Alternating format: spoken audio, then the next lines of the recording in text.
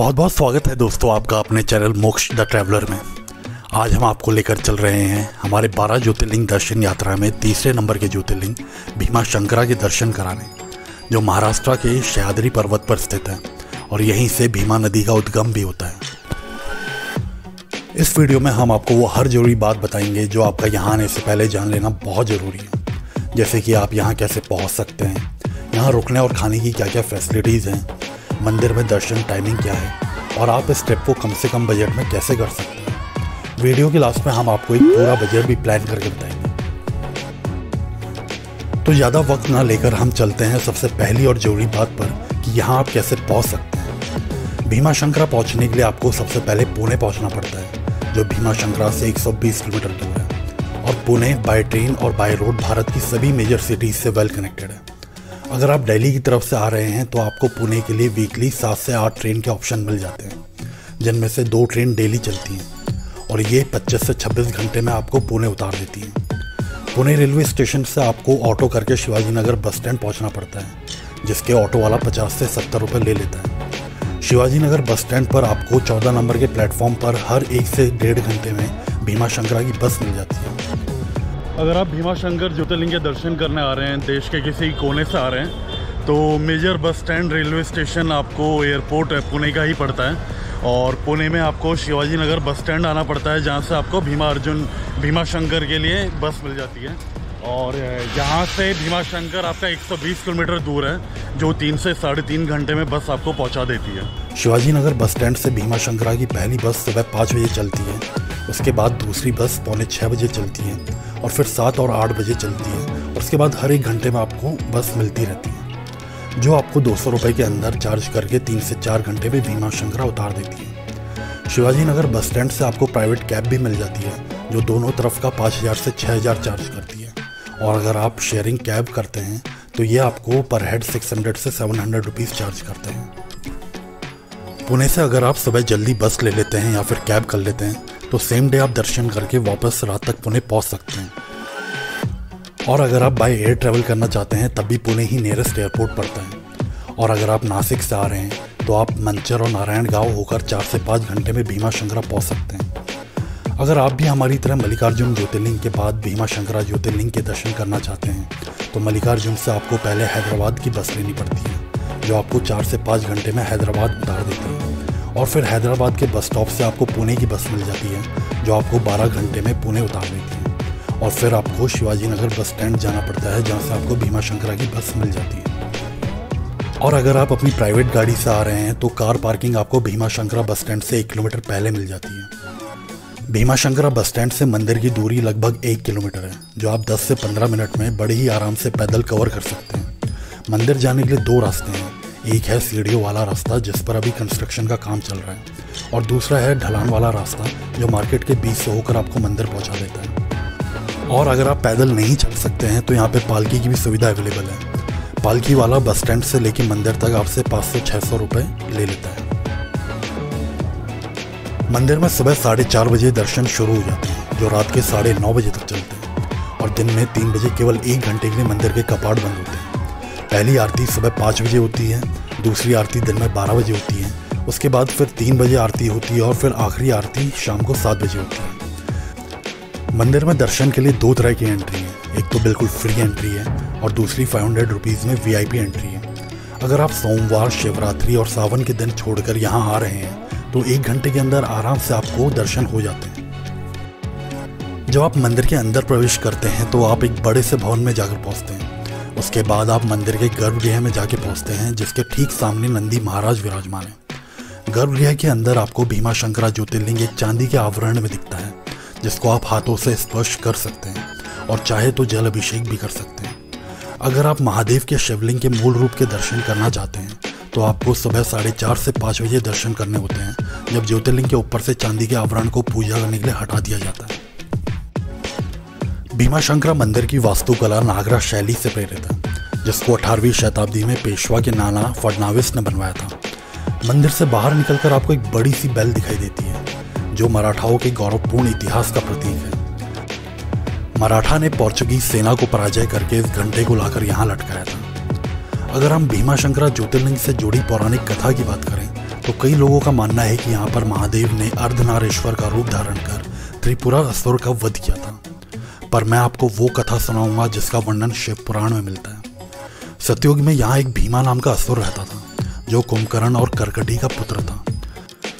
जब भीमा को अपनी माँ कर्कटी से पता चला कि प्रभु श्री राम ने उसके पिता कुंभकर्ण का वध किया है, तब उसने प्रभु श्री राम को युद्ध में हराने की ठान ली। इसके चलते उसने ब्रह्मा की घोर तपस्या करी, जिससे उसे वरदान मिला कि वो जो भी युद्ध लड़ेगा उसमें उसकी ही विजय होगी। असीम शक्ति और बल को पाकर उसमें अहंकार आ गया और उसने यहाँ के लोग, ऋषि और देवताओं पर अत्याचार करना शुरू कर दिया। उससे परेशान होकर ऋषियों ने महादेव की आराधना करी। तब महादेव ने सबके कल्याण के लिए यहाँ पर भीमा से युद्ध किया और उसका वध कर दिया। तब सभी देवताओं के आग्रह करने पर भगवान शिव ने यहाँ एक ज्योतिर्लिंग के रूप में प्रकट हो गए।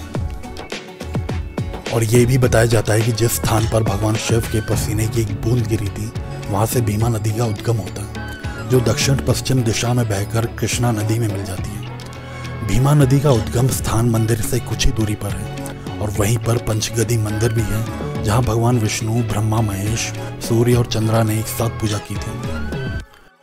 यहाँ से 3 किलोमीटर दूर आपका गुप्त भीमा मंदिर है और जहाँ आपको ट्रैक करके जाना पड़ता है। और बताया जाता है कि भीमा शंकर ज्योतिर्लिंग का जो मूल स्वरूप था, सबसे पहला स्वरूप था, वो वहीं पर उभर कर आया था। तो आपको जाने के लिए यहाँ पे 3 किलोमीटर जंगल के बीच से ट्रैक करते हुए जाना पड़ता है। अब बात करते हैं कि भीमा शंकरा में होटल और लॉजेस की क्या क्या फैसिलिटीज़ हैं।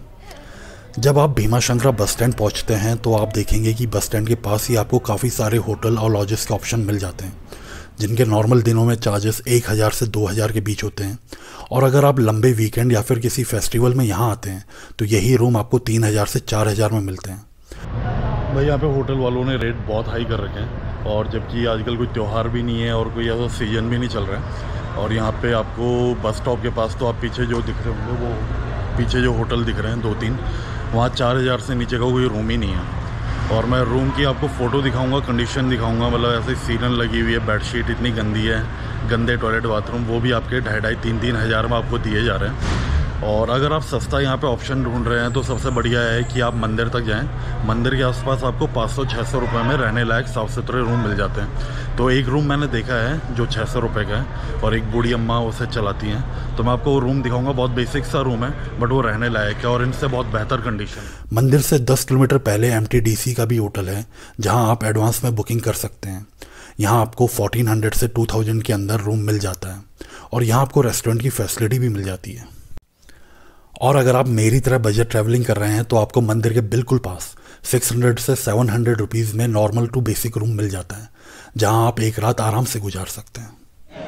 ये सामने आपका मंदिर है और इसके बगल में यहाँ पे श्री राम मंदिर है और यहाँ से आप इसके बगल से ये रास्ता होके जा रहा है। आप इस रास्ते पे चलते रहेंगे। ये जो होटल लॉज है मैं आपको जहाँ लेकर जा रहा हूँ, ये एक बूढ़ी अम्मा है, वो चलाती हैं और काफ़ी अच्छा व्यवहार है उनका। वो आपको सुबह नहाने के लिए गर्म पानी भी दे देंगी। आप दर्शन अगर नहा कर करना चाहते हैं तो आपको गर्म पानी की सुविधा प्रोवाइड हो जाती है। और ये आपका वो होटल है। यहाँ पे वैसे कोई बोर्ड लगा हुआ नहीं है, बट यहाँ पे आपको अगर आप सिंगल हैं तो 600 रुपये में और अगर आप डबल हैं तो 800 रुपये में आपको रूम दे दिया जाता है। तो ये यहाँ पे एंट्री है इसकी गेट की। और ये अम्मा है। नमस्ते अम्मा जी। सीढ़ियों से ऊपर जा सकते हैं। आपके नीचे ग्राउंड फ्लोर पे भी रूम है और फर्स्ट फ्लोर पे भी रूम है।